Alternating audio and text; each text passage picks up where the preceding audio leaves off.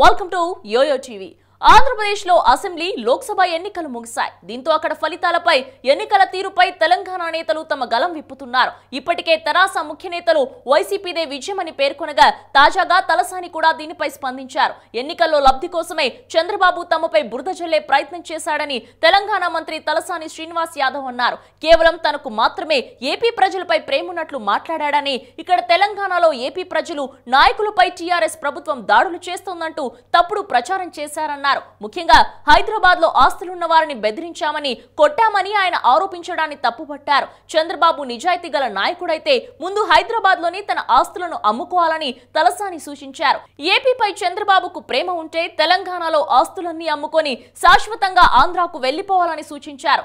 అంతేకాని కేవలం హైదరాబాద్ లో నివసిస్తున్న ఏపీకి చెందిన సామాన్య ప్రజల్లో వైషమ్యాలు సృష్టించడానికి ప్రయత్నించవద్దని కోరారు. ఓట్ల కోసం నీచంగా మాట్లాడటం మానుకోవాలని హెచ్చరించారు. చంద్రబాబు మాటలతో ఇక్కడున్న తెలుగుదేశం వాళ్లకు కూడా బుద్ధి వచ్చి ఉంటుందని తలసాని తెలిపారు. అయ్యా కొడుకులు కలిసి ఏపీ ఎన్నికల్లో చాలా డ్రామాలాడారని లోకేష్, చంద్రబాబులను ఉద్దేశించి ఘాటుగా విమర్శించారు తలసాని. మంగళగిరిలో లోకేష్ ఓ రసవత్తర డ్రామా నడిపించి తండ్రిని మించిన కొడుకు అనిపించుకున్నాడని విమర్శించారు. కేవలం 3-4 చోట్ల గొడవలైతే రాష్ట్రం మొత్తం అల్లకల్లోలంగా మారిందని చంద్రబాబు ప్రచారం చేస్తున్నారన్నారు.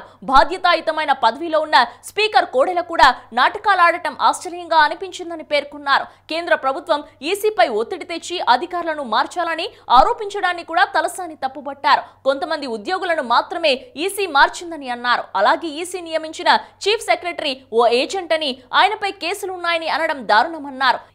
చంద్రబాబుపై కేసులు లేవా? ఆయన స్టేలు తీసుకుని బయట ఉండటం లేదా అని తలసాని ప్రశ్నించారు. చిల్లరగా దిగజారిపోయి మాట్లాడి పరువు తీసుకోవద్దని చంద్రబాబును తలసాని హెచ్చరించారు.